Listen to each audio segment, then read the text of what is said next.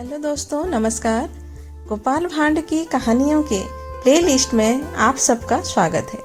आज की कहानी है कटहल पाने की तरकीब। कहानी पूरी सुनिएगा, आपको जरूर अच्छी लगेगी। अगर अच्छा लगे तो एक लाइक कर दीजिएगा। तो चलिए बिना देर किए कहानी सुनते हैं। गोपाल भांड अपने वाक चातुर्य और समाज के अनुसार खुद को ढाल लेने की अपनी विशिष्ट क्षमता के कारण महाराज कृष्णचंद्र का चहेता बन गया था। महाराज भी उसकी वाक्पटुता और बुद्धि कौशल से बहुत प्रभावित थे। उनका मन उसके साथ लगता था। अब वे दरबार के बाद भी गोपाल को किसी न किसी बहाने रोक लेते, उसके साथ इधर उधर की बातें करते, घूमते टहलते। एक दिन की बात है, महाराज ने गोपाल भांड से कहा, गोपाल, आज दरबार के बाद थोड़ी देर रुकना, सीधे सरपट घर की राह मत पकड़ लेना।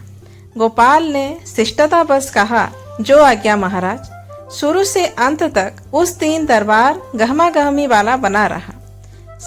समापन पर जब कर्मचारीगण अपना अपना खाता बही समेटने लगे, तब महाराज अपने आसन से उठे और गोपाल को अपने साथ लेकर बागीचे की तरफ चले गए। देर तक महाराज बागीचे में टहलते रहे और गोपाल से बातें करते रहे। बागीचे में टहलते टहलते वे दोनों उस भाग में आ गए जहां फलदार वृक्ष लगे थे। गोपाल को पके कटहल की सुगंध मिलने लगी। उसे कटहल बहुत पसंद था। जैसे जैसे दोनों आगे बढ़ते रहे, कटहल की गंध और तेज होती महसूस हुई। चलते चलते वे दोनों उस स्थान पर पहुंच गए जहां कटहल के पेड़ों का लंबा सिलसिला था। पेड़ों के तनों से लटके पके कटहलों को देखकर गोपाल के मुंह में पानी आने लगा। इच्छा हुई कि वह महाराज से कटहल मांग ले, मगर संकोच बस वह ऐसा नहीं कर पाया।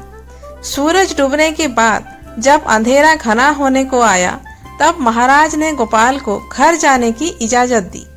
बागीचे से घर की राह पकड़ने के बाद भी गोपाल की नाक में कटहल की सुगंध बसी रही। उसका मन ललचा रहा था। रास्ते में वह सोचने लगा कि ऐसी कोई तरकीब निकाली जाए कि बिना मांगे ही महाराज उसे कटहल दे दे। इसी उधेड़-बुन में राह कैसे कट गई, उसे इसका ध्यान नहीं रहा। घर पहुंचकर गोपाल ने हाथ पैर धोए और भोजन करके बिस्तर पर लेट गया। कटहल की सुबास उसे याद आती रही। अंततः कुछ निश्चय कर वह सो गया। दूसरे दिन जब वह दरबार जाने के लिए तैयार हुआ, तब आईने के सामने खड़ा होकर देर तक अपनी मूंछों पर तेल मलता रहा। उसने खूब सारा तेल अपनी मूंछों और होठों पर लगा लिया। जब गोपाल दरबार में उपस्थित हुआ, तब उसकी मूंछों से टपकते तेल को देखकर दरबारी हंसने लगे। दरबारियों के हंसने का कारण जानने के लिए महाराज ने जब गोपाल की ओर देखा, तब उन्हें भी हंसी आ गई। उन्होंने गोपाल को छेड़ते हुए पूछा, क्यों गोपाल, अभी तुम क्या किसी तेली के पास से आ रहे हो? महाराज के इस सवाल पर सभी दरबारी हंस पड़े। हंसी का यह सिलसिला देर तक दरबार में चलता रहा। गोपाल के मेधाबल, वाक्पटुता और बुद्धि चातुर्य की महाराज द्वारा इसी दरबार में प्रायः सराहना की जाती थी, जिससे सभी दरबारी गोपाल से जलते थे।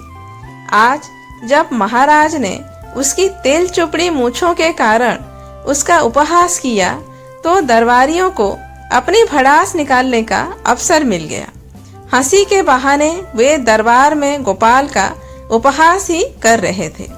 गोपाल इस स्थिति की कल्पना करके ही आया था, इसलिए दरबारियों की हंसी से उद्वेलित नहीं हुआ और न महाराज के सवाल से ही उसे कोई परेशानी हुई।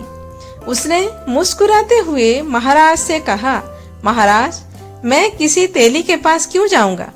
तो फिर तुम्हारी मूंछों से तेल क्यों टपक रहा है? महाराज ने पूछा। महाराज, यह तो सतर्कता के लिए लगा लिया है, गोपाल ने उत्तर दिया। कैसी सतर्कता? महाराज ने पूछा। महाराज, गोपाल ने मुस्कुराते हुए कहा, कटहल की लाशा बहुत गाढ़ा होता है। चमड़ी पर लग जाएगा तो छूटना मुश्किल, मूछों में लग जाए तो मूछ मुंडाए बिना कोई उपाय नहीं है उस लाशा से छुटकारा पाने का। और महाराज, मैं अपनी मूछों से बहुत प्यार करता हूँ, इसलिए उसकी सुरक्षा के लिए मैं मूछों में पर्याप्त मात्रा में तेल लगाकर आया हूँ। महाराज उसके उत्तर से चकरा गए। अरे, यह राज दरबार है, यहाँ तुम्हें कटहल के लाशे से बचाव की जरूरत क्या है? महाराज ने पूछा। गोपाल थोड़ी देर तक महाराज को देखता हुआ मुस्कुराता रहा, फिर बोला, महाराज, कल बागीचे में मैंने कटहल के पेड़ों पर पककर तैयार हुए सैकड़ों कटहल लटके देखे। मुझे लगा कि यदि महाराज आज्ञा देंगे तो निश्चित रूप से मुझे कटहल खाना पड़ेगा। इसलिए महाराज को फिर हंसी आ गई, लेकिन इस बार कोई दरबारी हंस नहीं पाया। सबने समझ लिया कि गोपाल ने अपने लिए कटहल की जुगाड़ भिड़ा ली है। महाराज ने हंसते हुए माली को बुलवाया तथा आज्ञा दी कि अभी 5-7 तैयार कटहल तोड़कर गोपाल के घर भिजवा दिए जाएं। गोपाल मन ही मन मुस्कुराता हुआ अपनी मूछों के तेल को पोंछने में लग गया।